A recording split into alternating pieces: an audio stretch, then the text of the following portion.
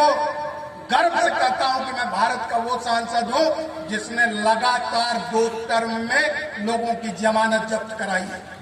मैंने आज गाड़ी में आते हुए कहा कि हम लालू जी पर चाहे जितना कमेंट कर लें, लेकिन भाषा के मामले में उनके इस चिंतन की हमको सराहना करनी चाहिए। और 2 शब्द जो उन बार भारत के पार्लियामेंट के अंदर इस शाहबाद की धरती से 9 सांसद हैं, 9 सांसद जबकि 4 लोकसभा का क्षेत्र है।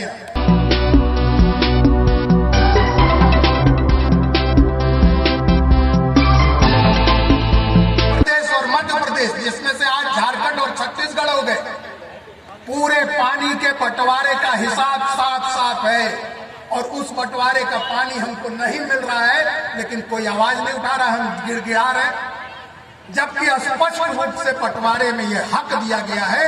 और साथ ही साथ ये भी तय किया गया है कि बाण सागर को लेके एक high level zone command committee बनेगी, जिसमें इन राज्यों के मुख्यमंत्री, वित्त मंत्री, सिंचाई मंत्री ये होंगे। साथ ही साथ यहाँ के सचिव जल संसाधन के और मुख्य सचिव होंगे और ये समय समय पर निर्धारित करेंगे कि सोन को कितना पानी किस राज्य को मिलना चाहिए, जो बंटवारे में तय है वो मिलना चाहिए।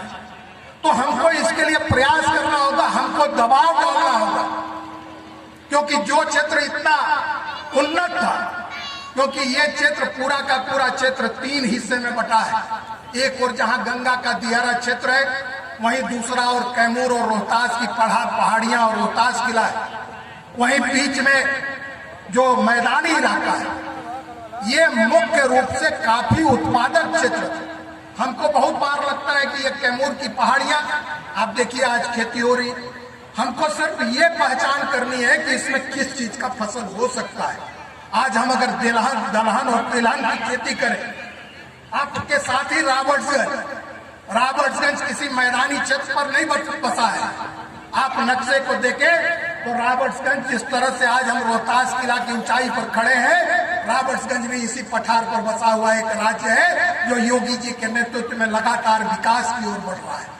इसलिए जरूरत है हमको सामूहिक रूप से प्रयास करने के लिए और जरूरत है थोड़ा अध्ययन करने के लिए। मुझे बहुत खुशी है कि आज अखिलेश जी ने इसकी शुरुआत की है। हम सब इसको मिलकर आगे कामयाब करेंगे। लेकिन अखिलेश जी, मुझे बहुत खुशी हुई कि जब मैंने इटखोरी महोत्सव 2014 में जीतने के बाद, मेरे यहाँ एक इटखोरी जगह है जहाँ भद्रकाली का मंदिर है, लगभग 1200 साल से पुराना वह मंदिर है, और उसमें 2014 के दिसंबर में आतंकवादी हमला हुआ था और पुलिस के जवान शहीद हुए थे दिसंबर के माह में। और मैं मई में चुनकर आया था, नक्सलियों के भय से कोई बोलता नहीं था।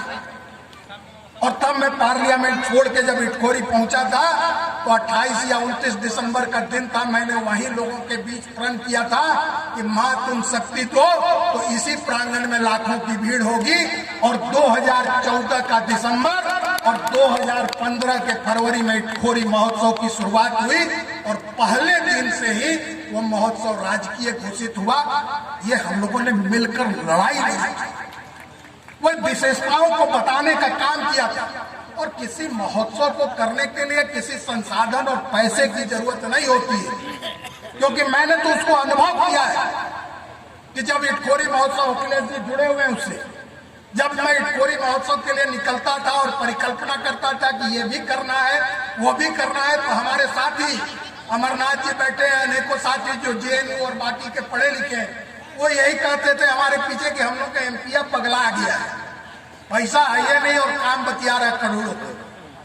लेकिन इच्छा शक्ति हो तो ऊपर वाले का आशीर्वाद होता है। और हम लोग ने पहली बार ही एक इतिहास रचने का काम किया है। और ये तो शाहबाद की जागृत भूमि है, आपको किसी के समक्ष हाथ फैलाने की जरूरत नहीं है। आपकी इच्छा शक्ति अगर जगेगी तो ये पुण्य काम बढ़ेगा। और अखिलेश जी बार बार चर्चा करते रहे, आज भी चर्चा कर रहे थे। 1917 से 2017 से अखिलेश जी प्रत्येक नवरात्रि, दोनों नवरात्रि लगातार 9 दिन इटखोरी के मंदिर में ही माता भद्रकाली की उपासना करते हैं। खुद कहा कि कि हमको शाहबाद महोत्सव रोहतास जिला में, तो जब ऊपर वाले का संकेत है, ऊपर वाले का साथ है, तो हम निश्चित रूप से इस दिशा में बढ़ेंगे। लेकिन साथ ही साथ भोजपुरी भाषा के आत्मगौरव को भी प्रतिष्ठित करना है।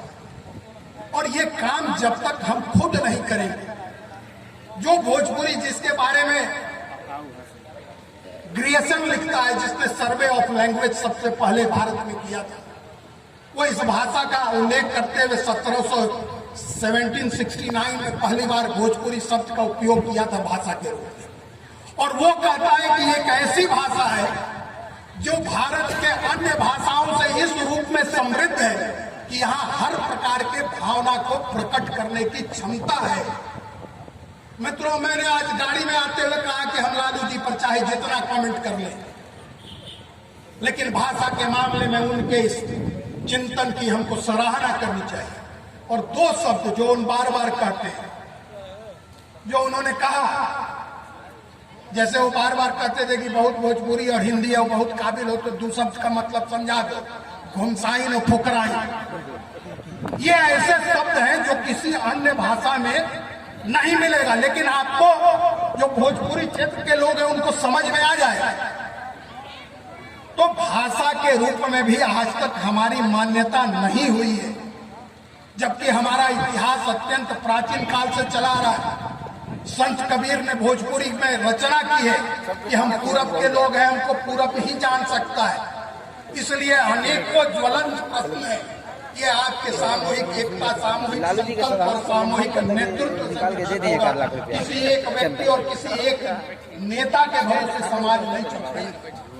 समाज चलता है सामूहिक शक्ति से, समाज की जागृत अवस्था से, और समाज की ये लालसा कि हम अपने आने वाले पीढ़ियों के लिए क्या देना चाहते हैं, उस पर समाज चलता है। और इस दृष्टि से इसका प्रयास होना चाहिए।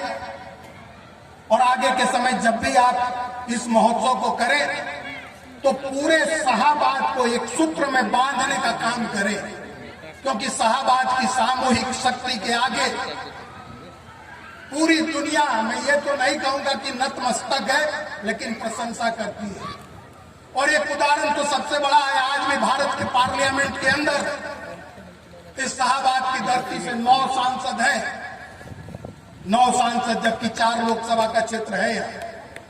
2 सांसद तो आपके यहां से चुने हुए महाबली बाबू और छेदी पासवान जी, तीसरे हमारे राज्यसभा के सांसद आदरणीय गोपाल नारायण सिंह, चौथा मैं यहीं के पीरो का निवासी पचमा नारायणपुर ग्राम का, 5वें औरंगाबाद के सुशील सिंह, 6ठे उसके बाद हजारीबाग के JM सिन्हा, उसके बाद हमारे पलामू के नैनीजोर के रहने वाले एक्स DGP विष्णुदयाल राम, इसी कैमूर के धरती के मनोज तिवारी जी, और इसी आरा के पास सिन्हा घाट के रहने वाले अर्जुन सिंह जी, जो बंगाल का प्रतिनिधित्व करते हैं।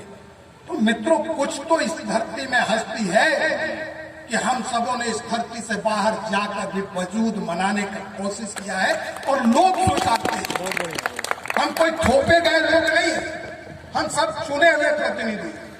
और मैं तो गर्व से कहता हूं कि मैं भारत का वो सांसद हूं जिसने लगातार 2 टर्म में लोगों की जमानत जब्त कराई है, लगातार। पहली बार मैं जब जीत के गया था तो मुझे भी लगता था कि लोगों ने स्वीकार किया है कि नहीं किया है। मोदी जी की हवा है, उस हवा में हम पास कर गए होंगे। लेकिन जब दूसरी बार में था तो मुझे लगा कि हाँ, ये परीक्षा का समय है, लोग जान गए हैं कि ये 5 साल सांसद है, क्या है, नहीं है। और मित्रों, विश्वास कीजिए कि 2014 में मुझे 2,96,000 कुल वोट मिले थे और 1,76,000 से जीता था मैं। 2019 का चुनाव 3,76,000 के मार्जिन से मैंने जीता है, जो वोट नहीं आया था। तो कहने का अर्थ यह है कि शाहबाद के लोग इतने मेहनती हैं, अपने जनता के प्रति कर्तव्यों के रक्षा के लिए तत्पर है कि देश दुनिया के जिस कोने में जाए, लोग उनके लड़ने की ताकत का समर्थन करते हुए उनके पीछे चलने के लिए खड़े रहते हैं। और आज भी इस भूमि को नमन करने इसलिए आया हूं कि मेरे क्षेत्र के चेरो, खरवार, ओरांव, ये क्षेत्र बहुल है मेरा। लगभग 30% से आबादी इन लोगों की। मेरा एक विधानसभा ट्राइबल विधानसभा है, जहां से चेरो और खरवार यही भी जीतते हैं। 60 टर्म जमुना सिंह जी जीते, 2 टर्म हरे कृष्णा जो खरवार थे। अभी वर्तमान विधायक हमारे कांग्रेस के मित्र रामचंद्र सिंह, जो बहुत अच्छे व्यक्ति हैं, हम लोग के मित्र हैं, वो चेरो समुदाय से आते। और मैं तो उस क्षेत्र से चुन के आता हूं जिसके 5 विधानसभा में से 4 विधानसभा सुरक्षित है। और वहां से एक सामान्य क्षेत्र का व्यक्ति चुनकर आता है, तो कहने का अर्थ है कि शाहाबाद की भूमि में व्यक्ति निर्माण की वह मिट्टी और वह पानी है जिसको सोन और गंगा ने सिंचित किया है, जिसको यहाँ की भूमि ने अपनी मिट्टी का अन्न खिला के पालन किया है। कि दुनिया के किसी क्षेत्र में जाएगा तो वो सफलता को प्राप्त करेगा। इसलिए आपका बहुत समय नहीं लेते हुए अखिलेश जी सहित आदरणीय विधायक मुरारी जी सहित राजबली जी और बाकी लोगों को बहुत बहुत धन्यवाद देते हुए कि इस आयोजन की सार्थकता तभी है कि ये आयोजन ऐसा बनाइए कि आप रहे न रहे, ये आयोजन चलता रहे, उस रूप में इसको स्थापित किए। और यही हम सबों की सफलता है। एक बार फिर मां मुंडेश्वरी को नमन करते हुए, रोहतासगढ़ के किले को नमन करते हुए, आरण्य देवी को नमन करते हुए और पूज्य बक्सर के धाम और ब्रह्मपुर के बाबा को नमन करते हुए, गुप्ता धाम और ताराचंडी में वर्तमान माता को नमन करते हुए, इस भूमि के कण कण को प्रणाम करते हुए कि आपने हम लोगों को इस रूप में सक्षम बनाया कि हम देश के विभिन्न कोनों में रहकर भी देश सेवा में लगे हैं, वो इसी के मिट्टी का परिणाम है और हमारे पूर्वजों के त्याग और बलिदान का परिणाम है। आप सबों को बहुत बहुत धन्यवाद। वंदे मातरम।